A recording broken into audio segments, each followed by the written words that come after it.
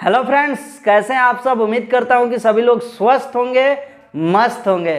Friends, आज की हमारी ये video washing machine repairing course की 42वें दिन की वीडियो है और आज के दिन हम ये सीखने वाले हैं कि हायर कंपनी के top loaded fully automatic washing machine में कौन कौन सा एरर कोड आता है और आप उसको कैसे ठीक कर पाएंगे। तो हमारे साथ वीडियो के लास्ट तक बने रहिएगा। आपको हायर कंपनी में जितने भी प्रकार के एरर कोड आते हैं उन सभी के बारे में आपको पता चलने वाला है। तो फ्रेंड्स, हमारे वीडियो को लास्ट तक जरूर देखिएगा। चलिए हम वीडियो को स्टार्ट करते हैं। यहाँ पर लिखा है top load fully automatic washing machine में आने वाले सभी प्रकार के एरर कोड के बारे में सीखें। और नीचे हमने लिखा है हायर, मतलब ये कंपनी का नाम है हायर कंपनी। तो हायर कंपनी से ही संबंधित ये सभी जो है कि एरर कोड है E1, E2, E3, E4, E6 या FA, E8 और F2। इन्हीं सब के बारे में हम लोग सीखने वाले हैं, समझने वाले हैं। यदि आप समझ सकते हैं तो ये पूरा जो है कि आपका वीडियो में स्क्रीनशॉट ले लीजिएगा, कट कर लीजिए, वीडियो को स्किप कर सकते हैं। लेकिन यदि आप नए हैं, नहीं समझ में आ रहा है, वीडियो के साथ लास्ट तक बने रहिएगा, आपको बहुत कुछ समझ में आने वाला है। चलिए हम सबसे पहले बात करते हैं E1 एरर कोड के बारे में। यदि हायर कंपनी के top loaded fully automatic washing machine में E1 एरर कोड आता है तो उस समय समझ लीजिएगा कि ड्रेन से प्रॉब्लम है।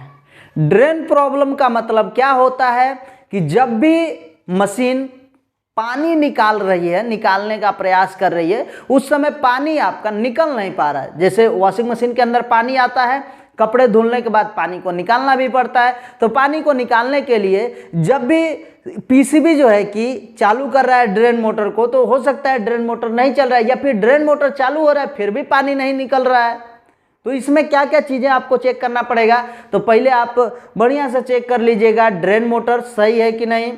अब ड्रेन मोटर कैसे चेक करते हैं तो आपको हमारे इसी जो कोर्स है, कोर्स में आप देख लीजिएगा ड्रेन मोटर से संबंधित हमने एक वीडियो बनाया है। उस वीडियो में आपको ड्रेन मोटर से संबंधित सभी प्रकार के चेकिंग के बारे में या फिर उसके कार्य प्रणाली के बारे में सब कुछ उसमें हमने बताया हुआ है। तो ड्रेन मोटर को चेक कर लीजिए कि सही है कि खराब है। यदि आपका ड्रेन मोटर सही निकल जाता है तो आप ये चेक कीजिए कि पीसीबी प्रॉपर जो है कि जिस समय इस ड्रेन मोटर को ऑन होना होता है, मतलब कब ऑन होता है तो वॉश मोड जैसे ही खत्म होता है, मतलब कपड़ा धोने का प्रक्रिया मशीन जैसे ही खत्म करती है, वैसे ही जो पानी बचा रहता है ड्रम के अंदर, जो गंदा पानी है, उस गंदे पानी को निकालने के लिए पीसीबी क्या करती है, ड्रेन मोटर के पास सप्लाई भेजती है।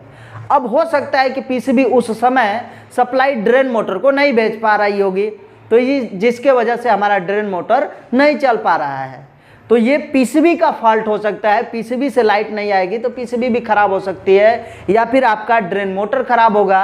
यदि ये दोनों सही है, पीसीबी भी सही है और ड्रेन मोटर भी सही है, तो इसका मतलब क्या है कि आपका जो ड्रेन वाल्व है वो सही से काम नहीं कर रहा है, मतलब उसके अंदर गंदगी भर गई है। तो ड्रेन वाल्व को खोल करके आराम से उसके अंदर का रबर वगैरह निकाल करके जो भी गंदगी होती है उसको साफ के फिर से वापस लगा दीजिएगा। आपका E1 एरर कोड जो है वो समाप्त हो जाएगा, मतलब ड्रेन प्रॉब्लम जो है वो सॉल्व हो जाएगा। दूसरे नंबर पर है E2, मशीन का ढक्कन बंद नहीं है। यदि आप मशीन चल रही है, वॉशिंग मशीन में कपड़े धुले जा रहे हैं और उसी बीच में आपने ढक्कन को खोल दिया तो मशीन क्या हो जाती है, बंद हो जाएगी। और मशीन बंद होते ही डिस्प्ले में एक एरर कोड आएगा जिस पर लिखा रहेगा E2। अब E2 जब एरर कोड आता है तो वो सिंपल है, आप ढक्कन को बंद कर दीजिएगा, E2 एरर कोड गायब हो जाएगा, आपकी मशीन फिर से चलने लग जाएगी। समस्या यहाँ नहीं आती है, इतने में तो आप ढक्कन बंद करें या खोलेंगे तो आपको समझ में आ जाएगा। समस्या तब आती है जब ढक्कन बंद रहता है और फिर जो है कि E2 एरर कोड आ जाता है। तो ऐसी स्थिति में आपको क्या करना पड़ेगा, तो जो डोर स्विच होता है, कई बार मैंने डोर स्विच का जिक्र किया है और डोर स्विच से संबंधित हमने कोर्स में वीडियो भी बनाया है, उस वीडियो को जरूर देखिएगा। प्लेलिस्ट में जो भी वीडियो हैं उनमें क्रम वाइज सब में हमने वीडियो में क्रम लिखा है और उसमें कहीं ना देखिएगा, कहीं ना कहीं आपको डोर स्विच का एक वीडियो मिल जाएगा। डोर स्विच के बारे में जो भी जानकारियाँ हमने बताया उससे आप सीखिएगा कुछ। तो डोर स्विच में क्या प्रॉब्लम हो सकता है, जो कंटेक्ट पॉइंट है वो सही से काम नहीं कर पा रहा है, वो सट नहीं पा रहा है, तो ऐसी स्थिति में भी क्या होगा, आपका E2 एरर कोड आएगा।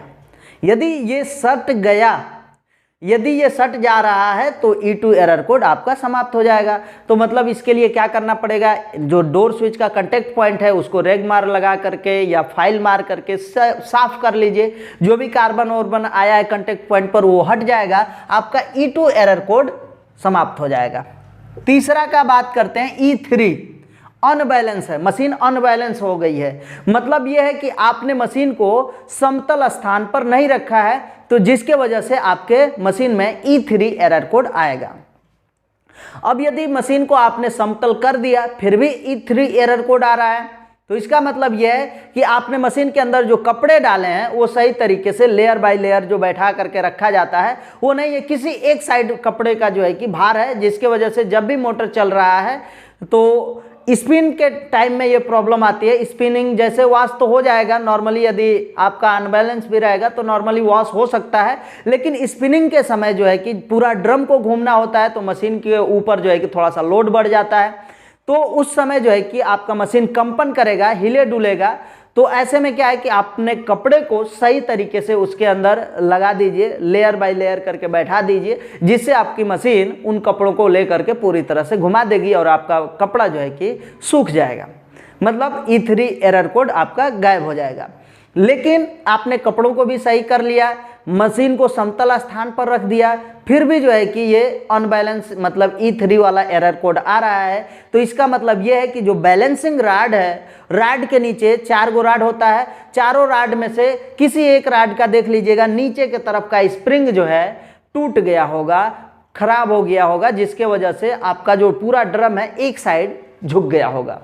तो ऐसे में आप बैलेंसिंग राड का स्प्रिंग वगैरह चेक कर सकते हैं, या फिर बैलेंसिंग राड ऊपर के तरफ जो वॉशिंग मशीन का कैबिनेट होता है उसके चारों कोने पर 4 ग्रिप बने होते हैं, उन्हीं चारों ग्रिप में बैलेंसिंग राड को फंसाया जाता है, जिससे पूरे मशीन का लोड जो है मशीन के अपर वाले बॉडी के ऊपर रहता है। तो जहां पर आपका बैलेंसिंग राड फंसाया जा रहा है वह ग्रिप क्या हो गया है, जंग लग करके खराब हो चुका है, और वहां पर आपका बैलेंसिंग राड सही से फंसा नहीं है और वहां से वो निकल गया है और आपका जो ड्रम है मशीन का वो ऐसे झुक गया है। तो ऐसी स्थिति में आपका E3 एरर कोड आएगा, जिसमें अनबैलेंस का सिग्नल होता है। और आप जो भी चीजें मैंने बताया है, बैलेंसिंग राड आपका जो है कि समतल स्थान पर मशीन होना चाहिए और कपड़े सही तरीके से उसके अंदर पड़े होने चाहिए, तब जाकर के आपका washing machine E3 error code गायब कर देगा, हटा देगा और आपकी मशीन फिर से ठीक ठाक चलने लग जाएगी। E4 की बात करते हैं, पानी का प्रेशर कम है, तो इसमें क्या क्या होता है, वाल्व का फिल्टर, इनलेट वाटर वाल्व होता है, वो इनलेट वाटर वाल्व के अंदर एक छोटा सा फिल्टर रहता है, उस फिल्टर को साफ कर दीजिए, वापस लगा दीजिए। यदि फिल्टर से प्रॉब्लम होगा तब तो वो ठीक हो जाएगा। यदि फिल्टर को साफ कर देने के बाद भी अभी ये प्रॉब्लम बना रह रहा है तो टैंक में चले जाइए, देखिए कि पानी है कि नहीं है उसमें। पानी के ख़त्म हो जाने के बाद भी ये प्रॉब्लम आपका आता रहता है, तो टैंक में पानी भर दीजिएगा, सही तरीके से आपका मशीन फिर से चालू हो जाएगा। टैंक में पानी भी प्रॉपर है तो आपने टोटी को पूरा नहीं खोला होगा, तब भी आपका पानी बहुत धीरे धीरे आ रहा होगा, तो इस तरह से जो है कि आपका प्रेशर कम रहेगा, तो ये E4 एरर कोड दिखाएगा। तो टंकी को, टोटी को पूरा तरह से खोल दीजिए। यह भी ध्यान रखिए कि टंकी का जो नल का जो टोटी है वो खुला है कि नहीं खुला है, तो उसको आप खोल सकते हैं। यदि इतना करने के बाद भी हमारा वॉशिंग मशीन नहीं काम करता है तो और भी 2 चीज़ें हैं, चेक कर सकते हैं। डिटर्जेंट बॉक्स में छोटे छोटे होल होते हैं, उन होल को साफ करके वापस डिटर्जेंट बॉक्स को लगा दीजिए। इस समय जो है कि आपका समस्या का समाधान हो जाएगा।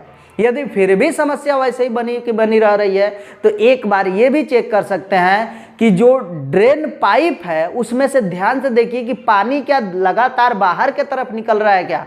यदि पानी लगातार बाहर की तरफ निकल रहा है तो उसमें पानी आएगा भी, बहुत सही तरीके से भी आएगा, तो वो पानी क्या हो रहा है, धीरे से वो निकल जा रहा है। तो ऐसे में क्या खराब हो सकता है, आपका जो ड्रेन वाल्व है उसके अंदर या तो सिक्का फंस गया है या फिर कुछ ऐसी चीज़ें फंस गई है जिससे वाल्व पूरी तरह से बंद नहीं हो पा रहा है। जब वाल्व बंद नहीं होगा तो पानी रुकेगा नहीं, तो पानी जो है कि धीरे धीरे निकल जा रहा है। तो जो पानी उसमें आ रहा है वही पानी वो निकाल दे रहा है, मतलब पानी ड्रम के अंदर रुक नहीं पा रहा है। तो ऐसी स्थिति में आपका E4 एरर कोड आएगा। तो जो चीज़ें हमने आप लोगों को बताया है वे सभी चीज़ों को एक एक करके आप चेक कर लीजिएगा E4 में, वो आपकी जो समस्या है वो बिल्कुल खत्म हो जाएगी। उसके बाद यहां पर आते हैं E6 या FA एरर कोड।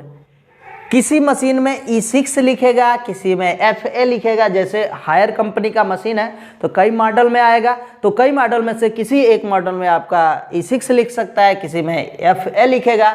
मतलब दोनों में से कोई भी लिखे, आप समझ जाइएगा कि प्रेशर स्विच से प्रॉब्लम है।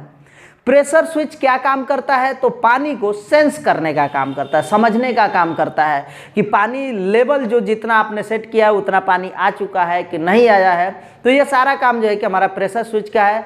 तो लेवल को सही तरीके से नहीं बता पा रहा है तो आपका प्रेशर स्विच खराब हो सकता है, उसको चेक कर सकते हैं हम। या फिर प्रेशर स्विच के पास जो पीसीबी से लाइट आ रही है वो गड़बड़ हो सकती है, वो नहीं आ रही होगी, तो उसमें आपका पीसीबी का खराबी हो सकता है। यदि पीसीबी भी ठीक है, प्रेशर स्विच भी सही हो गया, तो समझिएगा कि जो एयर पाइप है वो कहीं से ना कहीं से फटा है। तो ये 2-3 प्रॉब्लम होते हैं, आप प्रेशर स्विच वाले प्रॉब्लम को हल कर सकते हैं। मतलब E6 या FA एरर कोड जो होगा उसको आप ठीक कर पाएंगे। अब जो है यहाँ पर E8 एरर कोड, दरवाजे का लॉक खराब हो गया है। मतलब जो दरवाजा हम लोग ढक्कन जो बंद करते हैं वॉशिंग मशीन का, तो वो जो है कि एक लॉक पर जाके फिट होता है, वो लॉक खराब हो जाएगा तो आपका जो मशीन है सही तरीके से काम नहीं करेगा। और जब सही तरीके मतलब डोर स्विच उसका काम नहीं करेगा, डोर स्विच काम नहीं करेगा, तो वही चीज़ जो है कि आपका E8 एरर कोड आएगा। मतलब लॉक को सही कर दीजिएगा, आपका E8 एरर कोड समाप्त हो जाएगा। F2 में चलते हैं, लास्ट है। F2 यदि आता है तो ओवरफ्लो प्रॉब्लम है। ओवरफ्लो प्रॉब्लम का मतलब क्या समझते हैं आप लोग, मशीन के अंदर जितना आपने पानी सेट किया है उससे ज़्यादा मात्रा में पानी मशीन के अंदर आ जा रहा है। तो ये कैसे सॉल्व होगा, कहाँ से ये खराबी हो सकती है, तो इनलेट वाटर वाल्व जो पानी के रास्ते को बंद कर देना चाहिए वो पानी के रास्ते को बंद नहीं कर पा रहा है, पानी लगातार ड्रम के अंदर आ रहा है। तो ऐसे में क्या हो सकता है, आपका जो F2 एरर कोड है वो आएगा। तो इसके लिए आप इनलेट वाटर वाल्व है उसमें जो स्प्रिंग होता है, क्या हो रहा है, रास्ते को बंद नहीं कर पा रहा है। जिधर से पानी ड्रम के अंदर आता है उस रास्ते को हमेशा क्या रखता है, वाल्व जो है बंद करके रखता है। जब जरूरत होती है तो वाल्व खुलता है और तब पानी आती है।